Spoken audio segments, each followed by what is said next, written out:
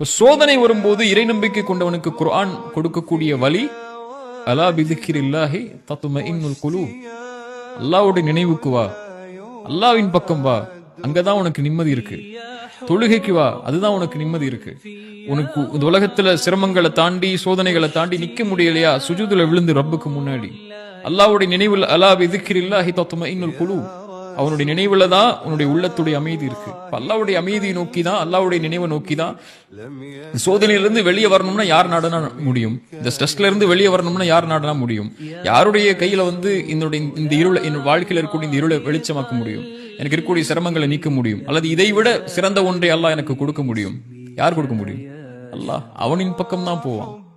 ஷைத்தானை நாடக்கூடியவங்க தான் இந்த மாதிரி செயல்பாடுகள் பக்கம் போய் தன்னை அழிச்சுக் கொள்வாங்க.